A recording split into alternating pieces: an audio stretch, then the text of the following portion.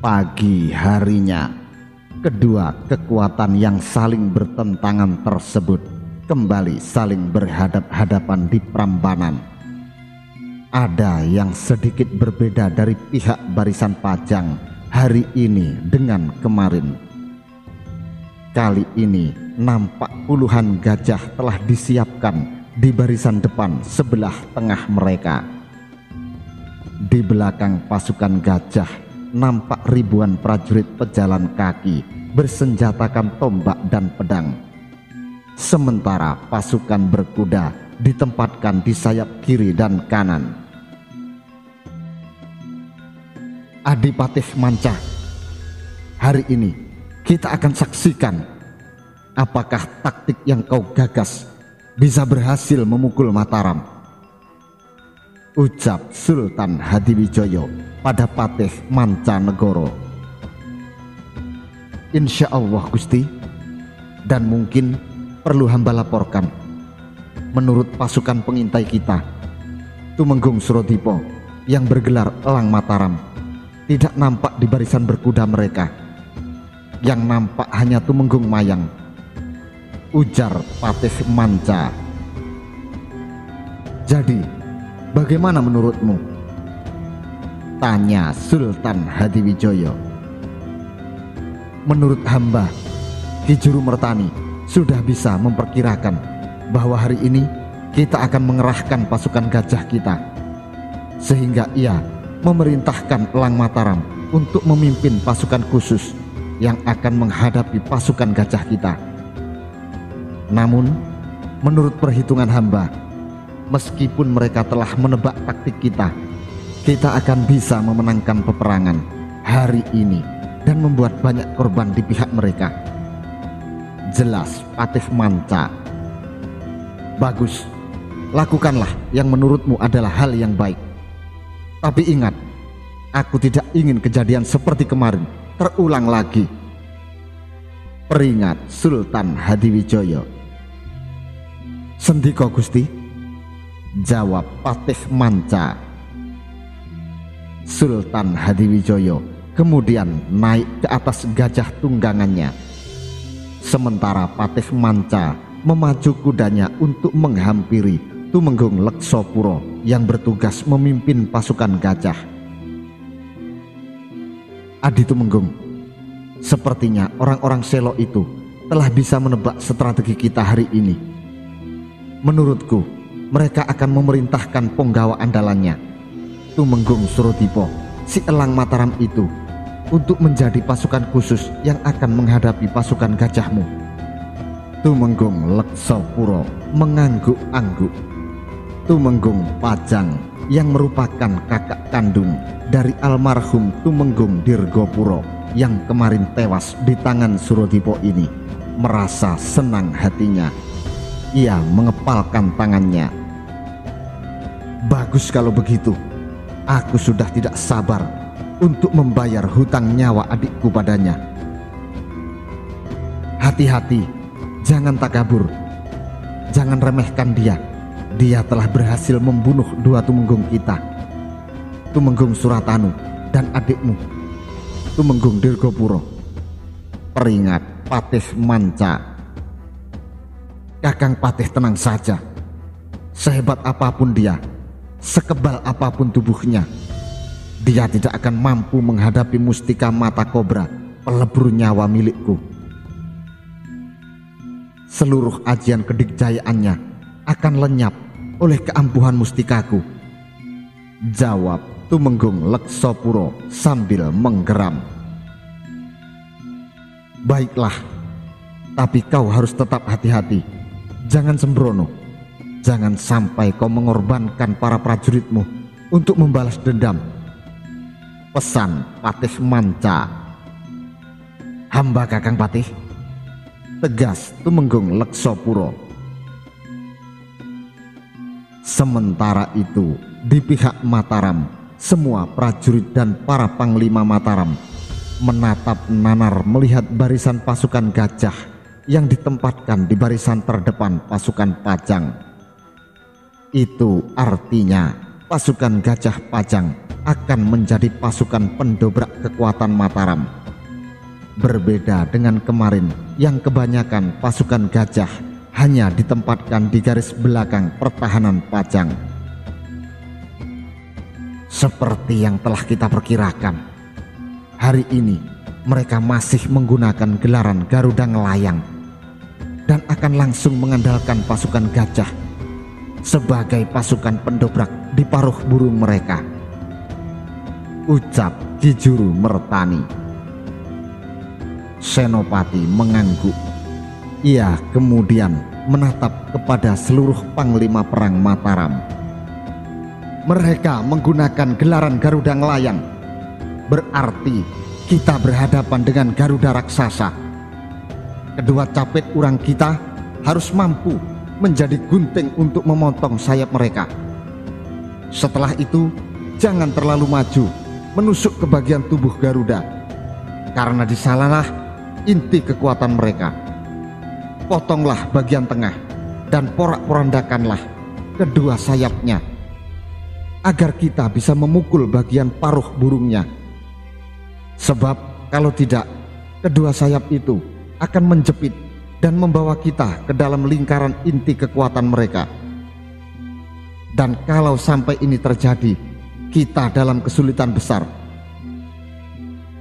Daulat Gusti, jawab semua panglima. Hindari pertempuran segelar sepapan dengan mengadu angkatan perang secara langsung. Kita tarik ulur pasukan kita. Kita hanya perlu untuk memotong kedua sayap mereka dan memukul mundur paruhnya, untuk mengacaukan dan memporak-porandakan gelaran pasukan mereka.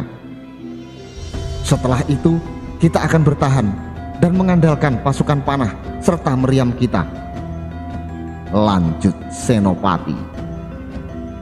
Semua panglima Mataram pun mengangguk lalu menjura hormat. Ki Juru Mertani tersenyum bangga pada kematangan Senopati untuk memanfaatkan gelaran perang suprit urang yang mereka gunakan untuk menahan gempuran pasukan Pajang yang menggunakan gelaran Garuda Ngelayang tersebut. Kemudian ia pun berpesan pada Senopati. Anakku Senopati, bakarlah semangat semua prajuritmu agar jangan gentar, apalagi takut pada pasukan gajah itu. Baik Paman, angguk Senopati seraya menyentakkan kudanya ke barisan para pemimpin pasukan Mataram. Para panglimaku yang gagah berani, ingat, janganlah gentar pada pasukan gajah mereka.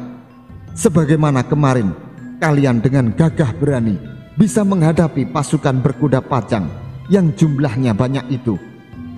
Ingat, di belakang kalian ada tanah dan hak milik kalian.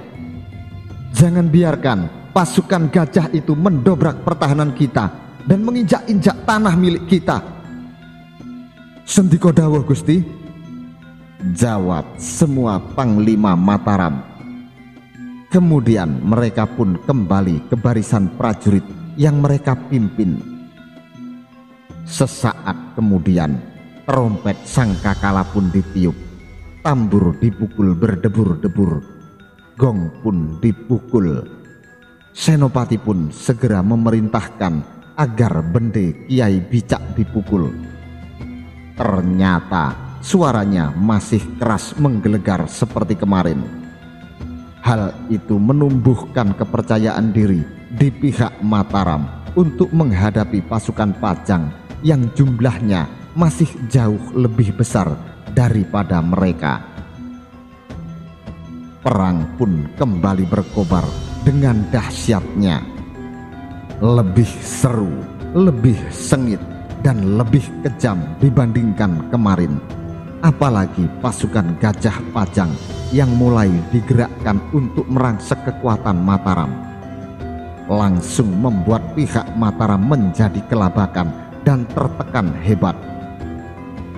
Paman, seru Senopati pada Ki Juru Mertani.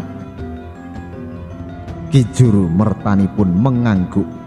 Ia kemudian memberi aba-aba agar pasukan khusus yang bersenjata jarak pendek berukuran pendek segera bergerak. Pasukan yang dipimpin oleh Tumenggung Surodipo yang dibantu oleh Ki Bocor dan Adipati Kedu pun mulai bergerak dari belakang barisan prajurit Mataram. Seluruh prajurit itu tidak membawa perisai, melainkan hanya membawa tombak pendek, kapak, keris, trisula, dan pendak pendek. Mereka pun tidak memakai topi dan baju pelindung agar mereka bisa bergerak cepat dan leluasa untuk memanjat tubuh-tubuh gajah di hadapan mereka. Pasukan berani mati ini pun melakukan tugasnya tanpa rasa gentar sedikit pun. Mereka memanjat gajah-gajah milik prajurit Pajang itu sampai berhasil naik ke atas punggungnya, lalu membunuh pasukan dan sais yang berada di atas punggung gajah tersebut. Beberapa prajurit Mataram yang membawa kapak besar pun mulai menebasi kaki-kaki gajah tentara Pajang layaknya mereka sedang menebang pohon raksasa di hutan. Taktik tersebut cukup berhasil karena banyak gajah-gajah milik tentara Pajang yang tumbang. Meskipun itu harus dibayar oleh mereka karena tubuh-tubuh hewan raksasa tersebut jatuh menimpa mereka, hingga banyak prajurit Mataram yang mati tertimbun gajah. Belum lagi gajah-gajah pasukan Pajang yang berhasil mendobrak garis pertahanan Mataram yang terdepan. Banyak sekali prajurit Mataram yang tewas oleh amukan hewan perkasa tersebut. Selain terkena tembakan panah atau lemparan tombak para prajurit Pajang yang berada di atas punggung gajah-gajah tersebut. Melihat barisan pertahanan Mataram yang mulai kocar-kacir oleh serbuan pasukan gajah mereka, di pihak Pajang pun mulai bersorak kegirangan. Moral dan semangat pasukan Pajang meningkat pesat. Para panglima pasukan Pajang pun terus berteriak-teriak memberi komando dan membakar semangat para prajuritnya untuk terus menekan pasukan Mataram. Melihat hal tersebut, Tumenggung Mayang menjadi merasa geram dan gemas. Ingin benar ia memutarkan seluruh pasukan berkuda yang ia pimpin untuk memutar balik dan membantu barisan inti pertahanan Mataram yang sedang kewalahan melawan pasukan gajah Pajang tersebut. Akan tetapi ia sendiri sedang terjepit oleh pasukan berkuda Pajang yang memecah pasukannya menjadi dua, lalu menjepit pasukan berkuda Tumenggung Mayang dari sebelah kiri dan kanan layaknya sepasang capit udang raksasa. Melihat pasukan Mataram semakin kocar-kacir karena usaha mereka untuk melumpuhkan pasukan gajah Pajang belum banyak membuahkan hasil, Tumenggung Surodipo menjadi merasa amat geram. Ia memang telah berhasil melumpuhkan beberapa ekor gajah dengan cara memanjat tubuh gajah dan membunuh prajurit serta sais yang mengendarai gajah tersebut. Namun ternyata usahanya masih dirasa kurang. Akhirnya ia pun menyarungkan tombak Kiai Pegatjiwo yang landeannya sudah diganti dengan landean pendek, kira-kira sepanjang lengan orang dewasa. Ia lalu mengeluarkan ajian Liman Sewu dan lebur saketi secara bersamaan, lalu mengamuk merangsek pasukan gajah Pajang tersebut.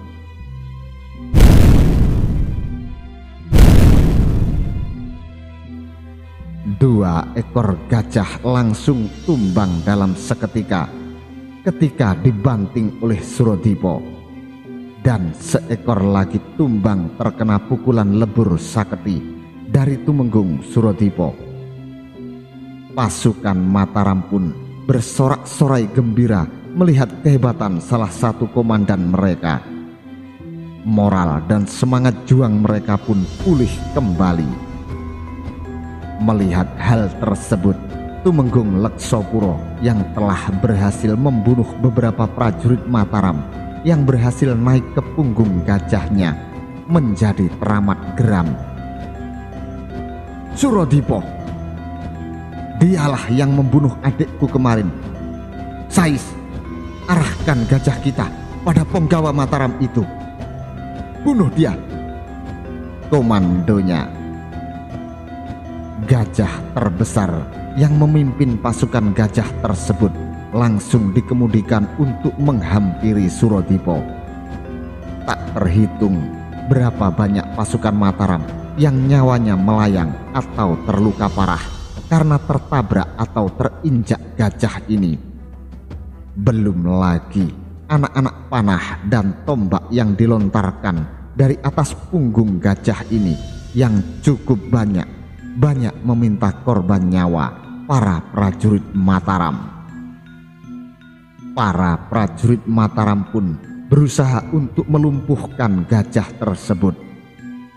Namun ternyata gajah tersebut sangat sakti dan kebal dari senjata biasa. Maka sia-sialah semua usaha para prajurit Mataram untuk melumpuhkan gajah tersebut. Malah sebagai bayarannya nyawa mereka melayang karena terinjak atau tertabrak gajah sakti ini.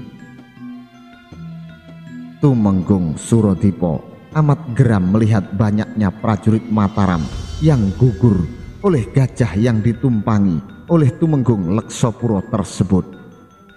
Ia pun melompat untuk menerjang gajah yang telah membunuh prajurit Mataram tersebut. "Hati-hati Tumenggung, jangan terlalu jauh masuk ke barisan pasukan musuh," peringat Ki Bocor yang melihat Tumenggung Surodipo menyongsong gajah tunggangan Tumenggung Leksopuro. "Terima kasih Tuan, tapi dia harus dilumpuhkan karena sudah terlalu banyak membunuh prajurit kita," jawab Tumenggung Surodipo pada Ki Bocor yang merupakan patih Kadipaten Kedu tersebut. Dengan sekali lompat saja, Tumenggung Surodipo sudah berada di atas punggung gajah tersebut. Tak banyak bicara, Tumenggung Surodipo menusuk dada Sais gajah itu dengan tombak Kiai Pegat Jiwonya. Kemudian dengan sekuat tenaga dalamnya, dia menusuk pundak gajah itu dengan tombak pusaka tersebut. Ternyata ilmu kebal yang dialirkan Tumenggung Leksopuro pada gajah tunggangannya ini tidak mempan pada keampuhan tuak tombak Kiai Pegat Jiwo milik Surodipo. Gajah itu pun meringkik dahsyat lalu roboh ke bumi dan tidak berkutik lagi. Tumenggung Surodipo dan Tumenggung Leksopuro yang tadi berada di atas punggung gajah tersebut berhasil melompat untuk meloloskan diri. Masing-masing berhasil mendaratkan kaki mereka di atas tanah dengan entengnya. "Lang Mataram, kemarin kau yang membunuh adikku. Sekarang juga akan aku bayar lunas hutang nyawa adikku," gertak Tumenggung Leksopuro.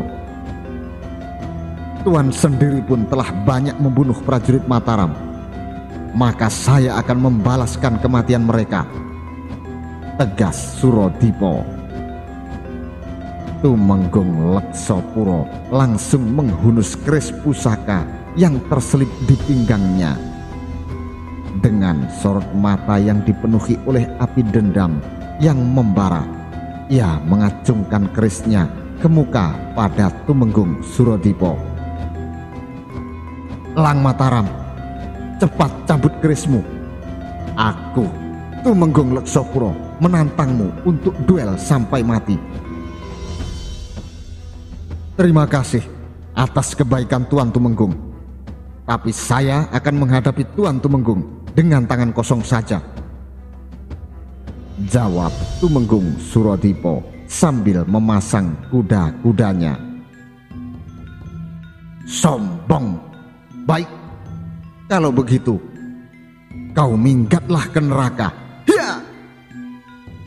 Tumenggung Pajang tersebut langsung menerjang Surodipo dengan sebuah tusukan dahsyat. Tumenggung Surodipo menggelosorkan kakinya ke kiri untuk menghindari tusukan maut dari Tumenggung Leksopuro. Namun ternyata Tumenggung Leksopuro yang sudah berusia agak lanjut ini masih sangat lincah. Dia langsung kirimkan satu tendangan kaki kanannya yang mengarah pelipis Tumenggung Surodipo. Surodipo segera melompat ke atas untuk menghindar, lalu berjumpalitan ke belakang. Tumenggung Leksopuro segera mengejarnya dan terus mencecarnya bagaikan harimau yang sedang terluka. Ia mengirimkan serangan-serangan beruntun yang sangat berbahaya mengarah pada setiap bagian vital dari tubuh Tumenggung Surodipo. Tumenggung Surodipo bisa melihat bahwa keris di tangan lawannya itu bukan keris sembarangan, melainkan keris sakti. Namun ia berpikir tubuhnya masih bisa menahan keampuhan keris tersebut dengan ajian Wojo Ireng miliknya.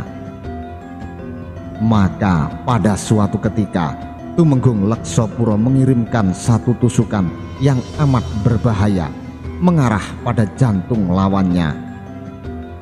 Surodipo membiarkan keris tersebut menusuk tepat ke dadanya. Tumenggung Leksopuro merasa seolah telah menusuk lempengan logam yang sangat atos. Jangankan menembus dadanya, menggores kulit atau pakaian Tumenggung Surodipo pun tidak. Sementara Tumenggung Surodipo terpapah mundur 4 langkah karena dorongan tenaga dalam dari Tumenggung Leksopuro yang telah mencapai tingkatan yang tinggi. Setan, jangan sombong hanya karena kamu memiliki ilmu kebal. Kamu pasti akan mampus dengan ini. Tumenggung Leksopuro menyarungkan keris pusakanya. Kemudian ia mengangkat tangan kanannya ke atas. Matanya dipejamkan, mulutnya berkomat-kamit membaca mantra. Wush! Angin yang sangat panas bertiup menderu-deru bersamaan dengan munculnya sebuah bola hitam sebesar kepala di tangan kanan Tumenggung Leksopuro. Di bagian tengah bola tersebut terdapat sebuah garis sehingga bola tersebut mirip dengan mata ular kobra. Tumenggung Surodipo yang melihat bola aneh di tangan musuhnya itu langsung mengambil 2 langkah mundur. Hatinya sangat bergetar melihat benda aneh yang memancarkan hawa maut tersebut. Kau takut? Baguslah, karena kau bakalan mampus dengan mustika bola mata kobra pelebur nyawa ini. Hiya! Tumenggung Leksopuro melemparkan bola mustika tersebut ke arah Surodipo. Bola tersebut langsung berubah menjadi bola api berwarna hitam yang menghamparkan hawa teramat panas dan bau bangkai busuk. Tumenggung Surodipo menyadari bahwa tubuhnya tidak akan mempan menahan kemampuan tuah dari senjata aneh musuhnya tersebut. Maka ia pun melompat menghindari serangan tersebut. Namun sungguh ajaib, bola tersebut mengikutinya kian kemari sehingga ia terpaksa mengerahkan ajian Tatar Bayu dan terus melompat berjumpalitan ke sana kemari untuk menghindari bola api hitam tersebut. Tumenggung Leksopuro tertawa terbahak-bahak melihat lawannya yang melompat ke sana kemari untuk menghindari serangan bola senjata mustikanya tersebut. Sampai ke ujung dunia atau ke dasar neraka pun, bola mata kobra pelebur nyawa itu pun akan terus mengikutimu sampai kau menjadi mangsanya. Kau pasti modar hari ini juga. Tumenggung Surodipo segera menembakkan aji lebur saketinya pada bola mustika itu. Namun ajian ini tidak mempan untuk menghancurkan bola tersebut ataupun sekedar menghalaunya. Begitupun dengan ajian Rajah Penyangga Langit yang begitu menggetarkan dunia persilatan di tanah Jawa. Tak mampu untuk menghentikan bola mustika sakti tersebut, maka tak ada jalan lain. Ia pun terus melompat menghindari kejaran bola tersebut.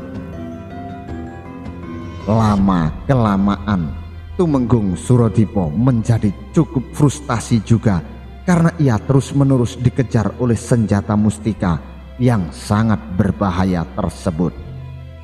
Dia pun menjadi panik ketika mendengar gema teriakan yang mengumumkan bahwa Ki Bocor telah gugur. Tubuhnya terhimpit oleh gajah yang berhasil ia bunuh. "Ki Bocor gugur! Ki Bocor gugur!" seru prajurit Mataram yang sukses menurunkan semangat juang para prajurit Mataram.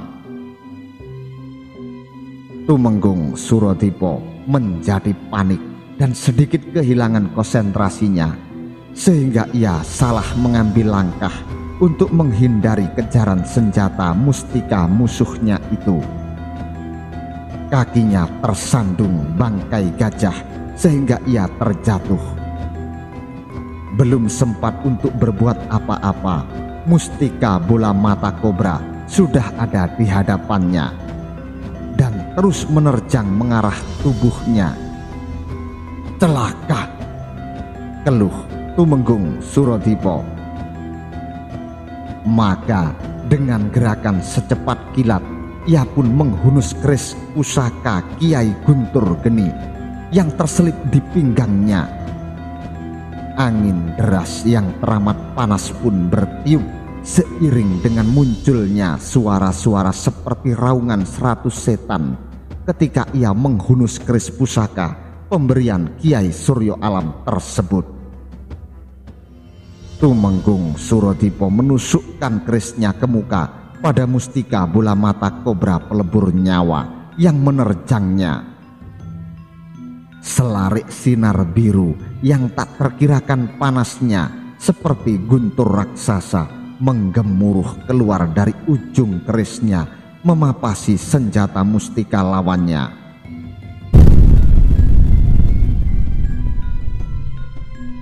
Ledakan dahsyat terjadi, bumi berguncang hebat, langit seolah robek oleh ledakan tersebut. Hancurlah bola mustika yang sangat dibanggakan oleh Tumenggung Leksopuro. "Kurang ajar!" seru Tumenggung Leksopuro yang terkejut dengan refleks memaki.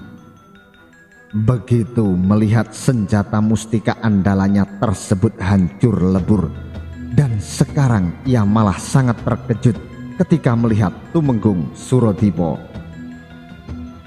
Satu seringai maut tersungging di bibir Surodipo. Parasnya yang selama ini selalu tampak tenang dan kalem, kini berubah total menjadi bengis menggigitkan. Sinar matanya laksana menembus dada Tumenggung Leksopuro.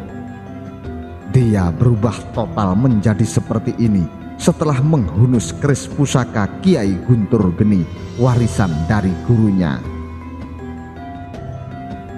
"Tuan Tumenggung Leksopuro," desis Tumenggung Surodipo, "kalau hari ini aku tak sanggup memisahkan nyawamu dari ragamu, biarlah kepalaku tertancap di tombak prajurit Pajang sebagai lambang kemenangan kalian hari ini."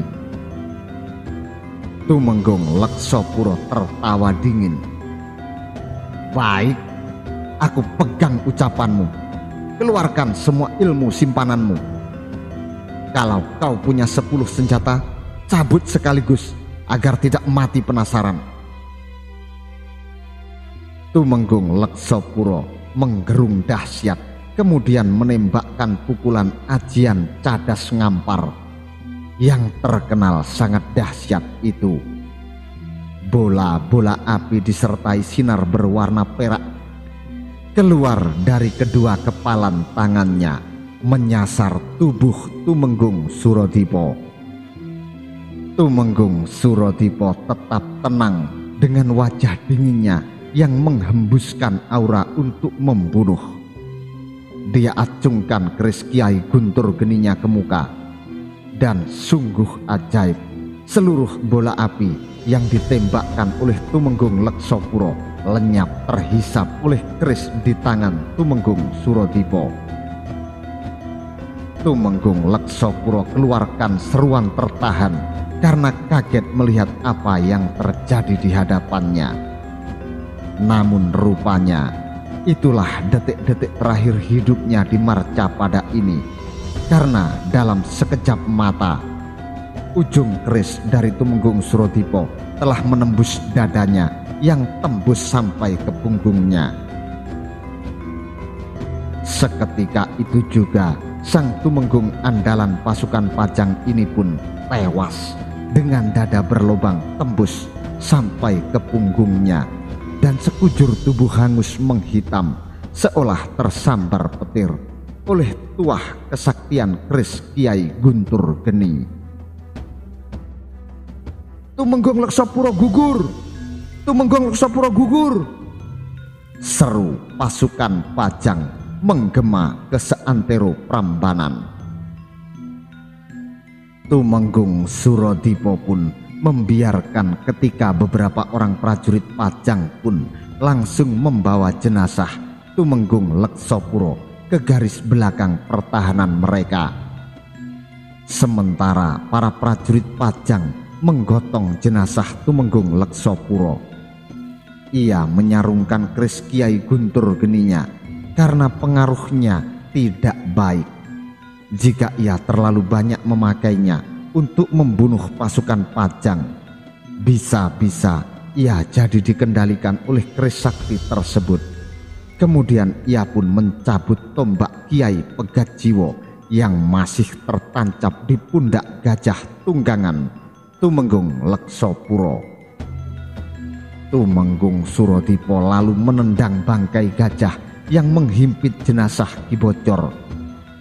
Bangkai gajah tersebut terlempar beberapa tombak dan menimpa seekor gajah pasukan Pajang sehingga gajah tersebut jatuh. Kesempatan tersebut tidak disia-siakan oleh para prajurit Mataram untuk menghabisi gajah tersebut berikut Sais dan prajurit yang menungganginya. Beberapa prajurit Mataram diperintahkan oleh Tumenggung Suradipa untuk menggotong jenazah Ki Bocor ke garis belakang pertahanan Mataram. Ki Bocor telah gugur sebagai seorang kesatria Mataram yang sejati. Telah dibuktikan sumpahnya dulu kepada Senopati ketika ia gagal membokong pemimpin perdikan Mataram tersebut. Seluruh pembesar Mataram, terutama Senopati pun amat berduka dengan gugurnya sosok patih Kadipaten Kedu tersebut. Sementara itu, Tumenggung Suradipa terus mengamuk melabrak seluruh sisa kekuatan pasukan Gajah Pajang yang tersisa. Pasukan berkuda Tumenggung Mayang pun berhasil keluar dari jepitan pasukan berkuda Pajang dan berbalik menekan mereka. Bersamaan dengan hal tersebut, Ki Juru Mertani pun memberikan aba-aba pada kekuatan cadangan Mataram yang terdiri dari ratusan orang rakyat jelata alias milisi yang bersikukuh untuk ikut membantu mempertahankan tanah Mataram dari gempuran Pajang. Kekuatan milisi rakyat yang hanya bersenjatakan golok, arit, cangkul, bambu runcing, dan sebagainya itu menyerbu sayap kanan pasukan Pajang dengan gagah berani. Serangan kejutan ini sukses membuat pasukan Pajang menjadi kocar-kacir sampai waktu senja. Ketika ditiupkan trompet sangkakala, tanda peperangan untuk hari itu harus dihentikan. Peperangan hari itu pun dapat dikatakan sebagai kemenangan tentara Pajang atas tentara Mataram. Akan tetapi kemenangan tersebut harus mereka bayar mahal dengan kematian panglima andalan mereka, yakni Tumenggung Leksopuro, dan banyaknya gajah mereka yang tewas, sehingga nyaris tidak ada pasukan gajah yang tersisa yang dimiliki oleh pasukan Pajang sekarang.